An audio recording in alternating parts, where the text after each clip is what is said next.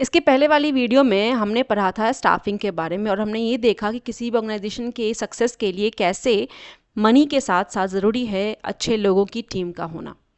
लेकिन अगर टीम अच्छी मिल भी गई, अच्छे लोग मिल भी गए, लेकिन उनको ये बताने वाला कोई नहीं है कि करना क्या है, काम क्या है, कंपनी का ऑब्जेक्टिव क्या है, विजन क्या है, कैसे चीज़ों को मैनेज करना है, तो क्या अच्छे लोगों से हम अच्छा काम करवा सकते हैं? So the answer is no. इसीलिए बहुत ही इंपॉर्टेंट फंक्शन अगेन डायरेक्टिंग, जिसको कि हम इग्नोर नहीं कर सकते हैं। सो वेलकम और welcome back to my channel. आज हम डायरेक्टिंग को कवर करने वाले हैं इस वीडियो में।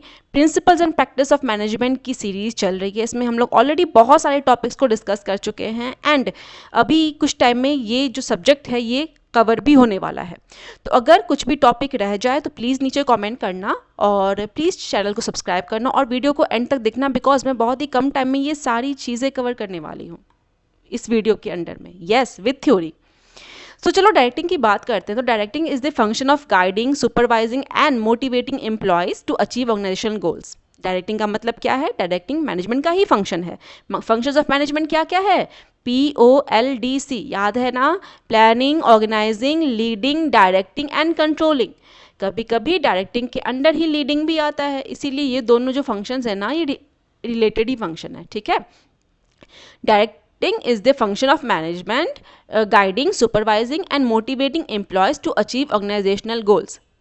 अब की कंपोनेंट्स ऑफ डायरेक्टिंग क्या क्या? लीडरशिप स्टाइल है, मोटिवेशन थ्योरीज है एंड कम्युनिकेशन है। एक अच्छा मैनेजर बनने के लिए आप में ये सारी क्वालिटीज़ होनी चाहिए, मतलब आप में बेस्ट लीडरशिप स्टाइल होनी चाहिए ताकि आप लोगों को हैंडल कर सको, उनसे काम करवा सको। मैनेजमेंट का तो मतलब ही है ना कि चीज़ों से काम करवाना, कैसे आप बेस्ट तरीके से रिसोर्सेज को यूटिलाइज करते हो, यही तो है मैनेजमेंट। अब वन बाय वन हम इन चीज़ों को कवर करते हैं। Leadership style. लीडरशिप स्टाइल का मतलब होता है या तो कोई अप्रोच या मेथड जो कि लीडर यूज़ करता है लोगों को गाइड करने के लिए, मोटिवेट करने के लिए, अपनी टीम को मैनेज करने के लिए ऑर्गेनाइजेशन के अंडर में। तो leadership style is, it refers to approach और methods a leader uses to guide, motivate and manage a team और ऑर्गेनाइजेशन। अब अगर इस स्टाइल्स की बात करें ना, तो यहाँ पे 5 लीडरशिप स्टाइल, ये पर्सन टू पर्सन वेरी कर सकते हैं, सिचुएशन टू सिचुएशन वेरी कर सकता है कि वो लोगों से कैसे काम करवाता है। पहला स्टाइल है ऑटोक्रेटिक, दूसरा स्टाइल है डेमोक्रेटिक, फिर है laces fair, transformational and transactional, ठीक है। ऑटोक्रेटिक का मतलब होता है कि यहाँ पे जो लीडरशिप स्टाइल है इसके अंदर में इसका मानना ये है, ये अपने जितने भी सबऑर्डिनेट्स हैं इस स्टाइल के अंडर में, उसका मानना ये है सबऑर्डिनेट्स को ऐसे काम करवाता है कि लाइक डू व्हाट आई से, ठीक है, डू एज आई से और डू व्हाट आई से, ये इसका मेन मंत्र है, इसी पे भी सारा काम होता है ऐसे टाइप के लीडर्स का जो ये वाला स्टाइल फॉलो करते हैं। यहाँ पे सेंट्रलाइज डिसीजन मेकिंग होगा, ये तभी सूटेबल है जहाँ पे लो स्किल या फिर क्राइसिस सिचुएशन आ गई है, वहाँ पे लोग इतने कैपेबल नहीं हैं चीज़ों से मैनेज कर सके। अब एक्सपीरियंस्ड पर्सन है और डेफिनेटली वो जो कहेगा सबको वही करना पड़ेगा। यहाँ पे स्ट्रिक्ट कंट्रोल होता है, ये इसका फीचर भी है, ठीक है। और यहाँ पे इसके थ्रू आप चीज़ों को समझ भी सकते हो। यहाँ पे क्या पढ़ रहे हो आप? Leadership style. फैक्ट्री मैनेजर के एग्जाम्पल है इसका, फैक्ट्री मैनेजर यही वाला स्टाइल फॉलो करता है, क्लियर। दूसरा है डेमोक्रेटिक लीडरशिप स्टाइल। ऐसे जो लोग होते हैं ना, उनका मानना है कि लेट्स डिसाइड टुगेदर, ठीक है। ये अपनी टीम को हमेशा कहते हैं कि चलो साथ में मिलकर डिसाइड करते हैं। जितने भी डिसीजंस होते हैं, जितनी भी इम्पॉर्टेंट प्लान्स होते हैं, all the plans are shared with the team. ये तभी पॉसिबल है जहाँ पे क्रिएटिव और स्किल टीम है, जिनके पास थोड़ा बहुत एक्सपीरियंस पहले से ही, जिनको बहुत कुछ पहले से ही पता है, तो डेफिनेटली वो जो भी आपको सजेशन देंगे तो हम उसे इनकॉर्पोरेट कर सकते हैं, है ना। पार्टिसिपेशन इसमें हाई रहता है सबका। एग्जाम्पल क्या है? प्रोजेक्ट बेस्ड एनवायरनमेंट के केस में ऐसा पॉसिबल है, ठीक है। तीसरा जो है लीडरशिप स्टाइल है लेसेस फेयर। लेसेस फेयर के अंदर में मैनेजर या फिर जो डायरेक्टर या सॉरी जो लीडर होता है उसका मानना ये है कि आपको जो मन कर रहा है करो, डू योर थिंग। आप अपने एंड से जो डिसीजन लेना है लो। क्या है? Do your thing. ये डिसेंट्रलाइज्ड है। डिसेंट्रलाइज्ड मतलब सब लोग डिसीजन ले सकते हैं, ठीक है। ये तभी possible again highly skilled team हो, तभी ये पॉसिबल है। सबको फुल फ्रीडम मिला हुआ है काम करने का और सब लोग ऑलमोस्ट सीनियर पोजीशन पे आ चुके हैं, तभी भी ये पॉसिबल है। ठीक है, अगला है ट्रांसफॉर्मेशनल। ट्रांसफॉर्मेशनल ये है बेसिकली ना, आपने स्टार्टअप्स वगैरह के बारे में सुना होगा। स्टार्टअप्स में क्या है, आइडिया नया है, विजन नया है, तो लोगों को डर लगता है कि ऐसी कंपनीज या ऐसे बिजनेसेस को, ऐसे ऑर्गेनाइजेशन को ज्वाइन करें या ना करें। तो अच्छे अच्छे लोगों को ना ये लोग ऐसे ही मोटिवेट करते हैं कि भाई हमारे यहाँ पे आओ, हम दोनों मिलके कुछ ऐसा कर सकते हैं जो कि मार्केट में अभी तक किसी ने किया ही नहीं है। तो ट्रांसफॉर्मेशनल लीडरशिप के अंदर में ना, ये लीडरशिप के स्टाइल के अंदर में लोगों को इस तरीके से इन्फ्लुएंस किया जाता है, ये कह के कि let's grow and change together everything. क्या बोला जाता है इसमें, let's grow and change together everything. ये आपका ट्रांसफॉर्मेशनल लीडरशिप स्टाइल है। तो इसमें विजन, थोड़ा सा विजन की ज़रूरत है। कॉम्पिटिटिव एनवायरनमेंट के अंदर ये बहुत ही बेस्ट काम करता है। मोटिवेशन इसमें हाई रहना चाहिए लोगों का। और अगर मैंने कहा ना आपको, ये सबसे ज़्यादा पॉसिबल है, ये सबसे ज़्यादा देखा जाता है स्टार्टअप्स के केस में। ठीक है, अगला है ट्रांजैक्शनल लीडरशिप स्टाइल। ट्रांजैक्शन का मतलब कुछ लेन देन। तो यहाँ पे जितना काम करोगे उतना पैसा मिलेगा। Basically work equals to reward.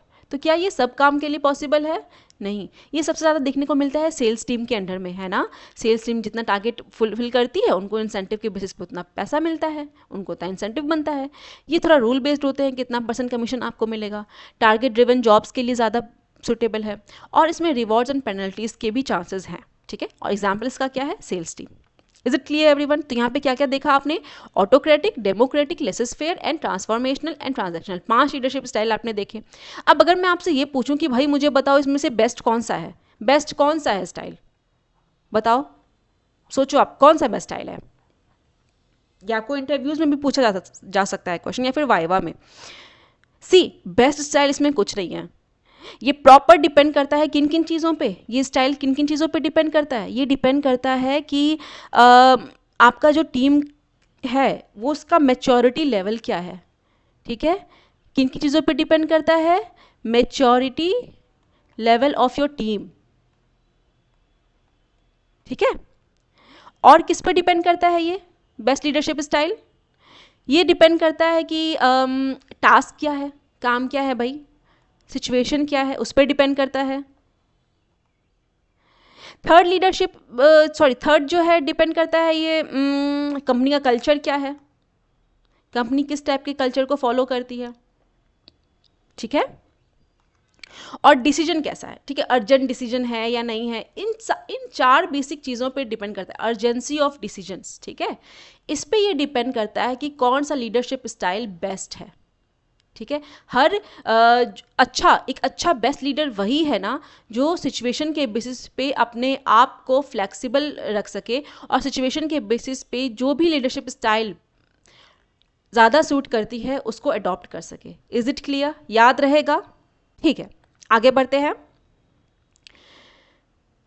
Motivation theories, अगर अभी भी सब्सक्राइब नहीं किया है चैनल को तो फिर प्लीज़ सब्सक्राइब कर दो एंड लाइक कर देना अगर वीडियो पसंद आई हो तो। मोटिवेशन थ्योरीज की बात करते हैं। ठीक है, क्या क्या था इसमें, डायरेक्टिंग के अंडर में पहला था लीडरशिप स्टाइल, दूसरा है मोटिवेशन थ्योरीज। तो मोटिवेशन थ्योरीज में ना ये बेसिकली इंटरनल ड्राइव है या डिज़ायर है जो लोगों को पुश करती है कि भाई काम करो या गोल्स को अचीव करो। मोटिवेटेड एम्प्लॉयज़ बहुत ज़्यादा ज़रूरी हैं किसी भी ऑर्गेनाइजेशन में, ताकि उनसे अच्छे से काम करवा सके हम लोग। ठीक है, एक manager. In business it is use to increase employees productivity, satisfaction and commitment. ठीक है, वो लॉन्ग टाइम तक आपके पास तभी रहेगा जब तक कि वो मोटिवेटेड है आपके साथ काम करने के लिए। इंपॉर्टेंट थ्योरीज़ की बात करें, वैसे तो बहुत सारी थ्योरीज़ हैं मोटिवेशन की, लेकिन फिर भी कुछ इंपॉर्टेंट थ्योरीज़ हैं जो यहाँ पे मैंने इंक्लूड किया हुआ है based on your syllabus. Maslow's की हायरार्की थ्योरी, इसको मैंने ब्रीफ में इसलिए डाला है क्योंकि ये इतना डिटेल में समझने वाली चीज़ नहीं थी, और ये मास्लो हायरार्की ये मैं पहले भी एक्सप्लेन कर चुकी हूँ। ठीक है, प्लेलिस्ट में जाके आप चेक कर लेना। इसमें ह्यूमन नीड्स के 5 लेवल्स इन्होंने बताया। ये इसके अंडर में ना बेसिक नीड्स से लेकर के ग्रोथ नीड्स तक में क्या क्या लोगों का नीड्स चेंज होता रहता है, इसके बारे में मास्लो की हायरार्की नीड्स है। 5 लेवल ऑफ नीड्स के बारे में इन्होंने बताया था, देख लेना। ठीक है, Herzberg 2 factor theories. Herzberg 2 factors मतलब इन्होंने हाइजीन और मोटिवेशन के बारे में बताया था। Hygiene factors and motivators. अच्छा, मैं एग्जांपल बताऊँ आपको। सपोज़ आप किसी ऑफिस में जाते हो वहाँ पे काम करने के लिए, और आपको वहाँ पे या तो एक अच्छा वहाँ पे आपको, या फिर किसी कॉलेज में आप एडमिशन के लिए जाते हो, ठीक है, वहाँ पे वॉशरूम नहीं है, ठीक है, वहाँ पे वॉशरूम फैसिलिटी है ही नहीं। तो क्या आप वहाँ पे जाने के लिए, एडमिशन लेने के लिए मोटिवेट होगे? नहीं होगे ना, नहीं आप जाना चाहोगे। लेकिन अगर मान के चलो वहाँ पे वॉशरूम है तो डेफिनेटली आप एडमिशन लोगे। तो क्या वहाँ पे वॉशरूम का होना आपको मोटिवेट करता है वहाँ पे एडमिशन के लिए? नहीं ना। इसके अलावा बहुत सारे क्राइटेरियाज हैं एडमिशन लेने के लिए कि वहाँ पे एजुकेशन क्या है। लेकिन हाँ, अगर वॉशरूम नहीं होगा तो डेफिनेटली आप एक बार सोचोगे कि भाई एडमिशन ले या ना ले। तो हर्जबर्ग के अकॉर्डिंग कुछ फैक्टर्स जो होते हैं ना, वो लोगों में सेटिस्फैक्शन देते हैं, लेकिन अगर वो ना हो तो डिससेटिस्फैक्शन होता है। लेकिन इसका मतलब ये नहीं है कि वो मोटिवेट करे, उनके ना होने से हम मोटिवेट हों, ऐसा नहीं है। जैसे अच्छी सैलरी का होना, ये सेटिस्फाइड ज़रूर करती है, लेकिन ये मोटिवेट नहीं करेगी। हाँ, अगर ये अच्छी सैलरी नहीं है तो डिससेटिस्फाइड ज़रूर हो सकते हैं हम लोग।